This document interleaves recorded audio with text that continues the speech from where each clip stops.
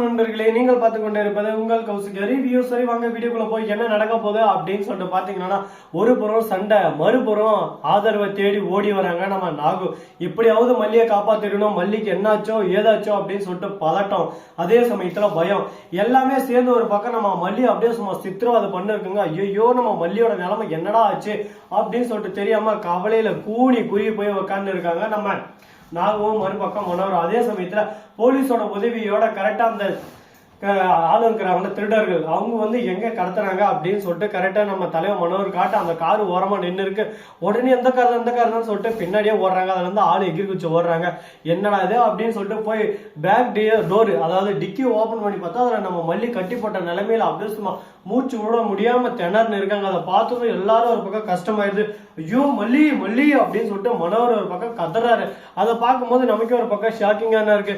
என்னடா இது, மல்லிக்கே இந்த நிலைமையா, ஏன்டா மல்லி இந்த மாதிரி பண்ணீங்க அப்படின்னு சொல்லிட்டு பாத்தீங்கன்னா, எங்களுக்கு காசு வேணும், காசுக்காக நாங்க என்ன வேணாலும் பண்ணுவோம், ஏது வேணாலும் பண்ணுவோம் அப்படின்னு சொல்லிட்டு ஒரு மாசம் ஒரு ஸ்பீச்சை விட்டு அங்க இருந்து அவனுங்க எஸ்கேப் ஆயிடுறாங்க. அதே சமயத்துல அந்த மாறி அப்படியே அவனை துரத்தி பிடிச்சி அவனை உண்டுல வேறுன்ற மாதிரி அடிச்சு ஓட விட்டுறாங்க. அதே சமயத்துல மறுபக்கம் அந்த ரகுவையும் பிடிச்சிடுறாங்க.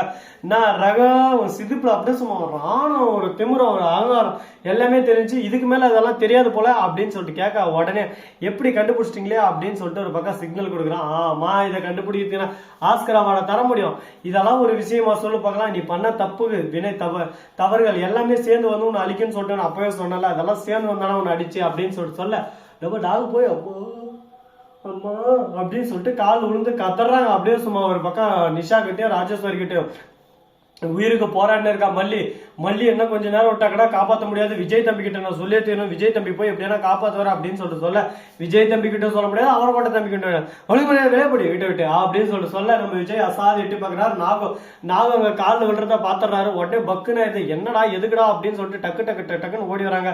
என்ன ஆச்சு அப்படின்னு சொல்லிட்டு கேட்கறாங்க. இந்த மாதிரி மல்லியை காணும், மல்லியை கடத்திட்டாங்க அப்படின்னு சொல்லிட்டு சொல்ல, என்ன அது மல்லியை கடத்திட்டாங்களா, என்ன சொல்றீங்க அப்படின்னு சொல்லிட்டு ஷாக்கிங்கா நம்ம விஜய் கேட்கிறாரு. ஏன்னா நம்ம விஜய்க்கு எந்த ஒரு விஷயம் தெரியாதுங்க. ஐயோ அச்சோ விஜய் பாவண்டாடி, இந்த விஷயமெல்லாம் விஜய் தெரிஞ்சிருந்தா அப்பவே இந்த கல்யாணத்தை எவ்வளோ, ஒரு அவர்கொட்டை எவ்வளோன்னு சொல்லிட்டு மல்லியை தேடி போயிட்டு இருப்பா. மல்லி என்ன ஏதானு சொல்லிட்டு தெரியாம மல்லியை தேட ஆரம்பிக்கிறாங்க. திடீர்னு நம்ம இன்னொரு கிட்ட கால் வருது, இந்த மாதிரி ஹாஸ்பிட்டல் தான் இருக்கிறாங்க மல்லி, அது மட்டும் இல்லாம மல்லி எப்படியோ ஒரு வழியை மீட்டோம் வாங்க அப்படின்னு சொல்லிட்டு உடனே ஹாஸ்பிட்டலுக்கு எல்லாரும் பரபரப்பா வர்றாங்க. ஒரு பக்கம் சுடனி வரா. அதே சமயத்துல கதிரேஸ்வரன் என் கல்யாணத்தை நிறுத்திட்டாலே அவளை சும்மா விடணும்னா அவளை ரெண்டு கேட்கணுன்னே வரா அப்படின்னு சொல்லிட்டு வராங்க. அங்க பார்த்தா பேச்சு மூச்சு இல்லாம இருக்கிறாங்க. ஏன்னா ரொம்ப நேரம் வாயை கட்டி மூக்கை கட்டி டிக்கில போட்டுதான், அதனால பேச்சு மூச்சு இல்லாம ஆயிடுச்சு ஒரு பக்கம். உடனே அந்த இடத்துல இருந்து எப்படியோ ஒரு கடவுளோட ஆசீர்வாதத்துல அவங்க சுயநினைவு திரும்பிடுது. அதே சமயத்துல விஜய் வெளியே உட்காந்து ஒவ்வொன்னு அல்றாரு. மல்லி இந்த மாதிரி உன்னை நான் நடு தெருவில் விட்டுட்டேன், என் மேலதான் தப்பு, உன்னை அந்த மாதிரி விட்டுக்கூடாது, பிடிச்சி உன் கையை நான் விட்டுட்ட மாத்தியா, நான் தான் முட்டாள்தனம், என்ன மாதிரி ஒரு முட்டாள் இந்த உலகத்துல யாருமே இருக்க மாட்டாங்க அப்படின்னு சொல்லிட்டு திட்ட ஆரம்பிக்கிறார், புலம்ப ஆரம்பிக்கிறார் ஒரு பக்கம். இதுக்கு மேல புலம்புனா என்ன ஆக போகுது, திட்டினா என்ன ஆக போகுது, அடுத்து என்ன பண்ணலாம் ஏது பண்ணலாம்னு சொல்லிட்டு அடுத்தபடியா நம்ம யோசிச்சுன்னு போய் ஆகணுங்க. ஏன்னா இந்த இடத்துல நம்ம மேல தப்பு இருக்கு, தப்பு இல்லைன்னாலும் நான் சொல்ல, ஆனா அந்த தப்பை நம்ம எப்படி கரெக்ட் பண்ணிடணும், என்னென்ன விஷயங்களெல்லாம் மாத்தணும் அப்படின்றத நம்ம கண்டிப்பா யோசிச்சாகணுங்க.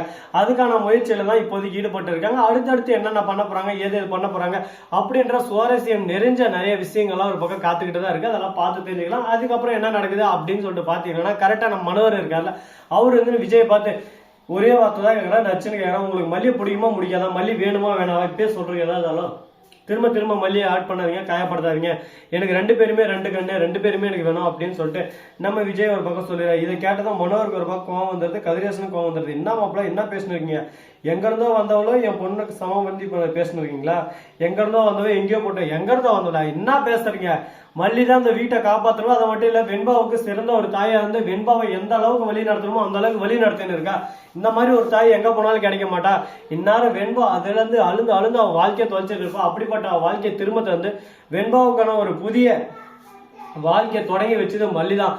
அப்படிப்பட்ட மல்லி எப்படி ஒரு செகண்ட்ல அசிங்கப்படுத்தி அவமானப்படுத்தி துரத்த முடியும் உங்களால.